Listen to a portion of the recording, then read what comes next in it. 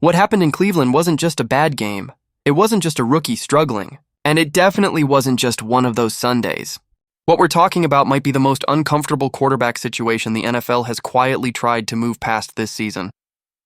Because when the Browns got demolished 31-3, the scoreboard told one story. But the sideline, the wristband, and the head coach's own words told a very different one. This all starts with how quickly everything changed. Just weeks earlier, Shedeur Sanders looked like a quarterback finding his footing. The game slowed down. The ball came out clean. He threw for over 360 yards and 4 touchdowns, and for the first time all season, it felt like Cleveland might have found something real. The confidence was there. The command was there. The momentum was building. And then suddenly, against Chicago, it all vanished. From the opening drive, something felt off. Not rookie off. Not defense figured him out off. This was different. Shedeur looked hesitant. He kept checking his wristband.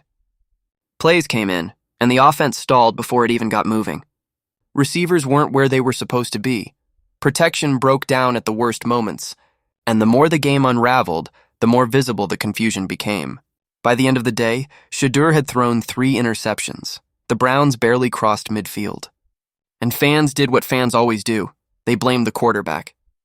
But if you watched closely, if you really paid attention, this didn't look like a young QB panicking under pressure. It looked like someone trying to solve a puzzle with the wrong pieces, and then came the post-game press conference.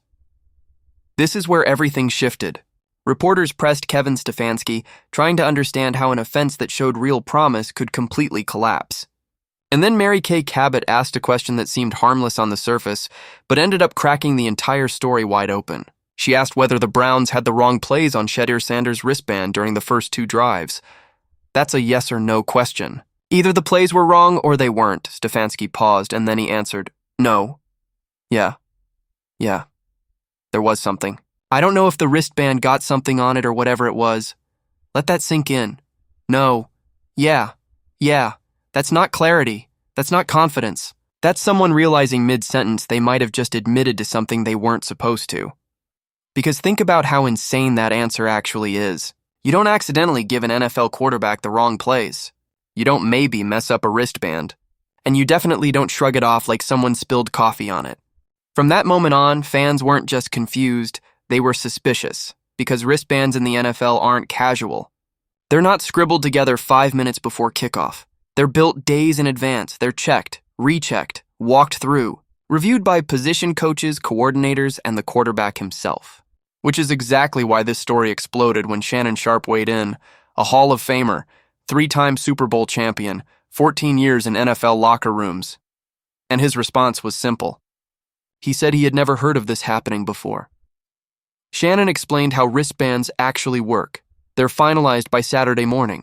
The first 15 plays, the scripted plays, are discussed in detail the night before the game.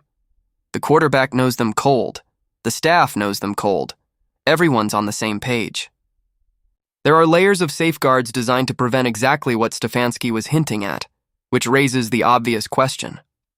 How do the wrong plays end up on a rookie quarterback's wristband? Shannon didn't accuse anyone outright. He didn't jump to conclusions. But he made one thing clear.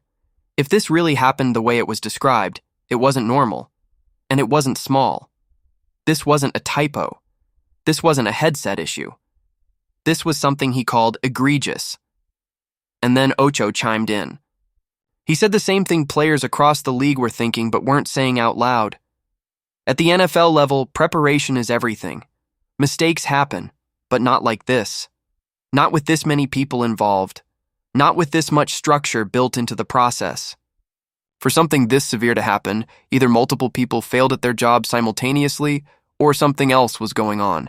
That's where the story gets uncomfortable. Because this wasn't the first time Shedeur Sanders dealt with something like this. Earlier in the season, he was thrown into situations without proper preparation. Limited first-team reps, sudden changes, confusing game plans, and every time the explanation was vague. Something went wrong. Something didn't click. Something was off.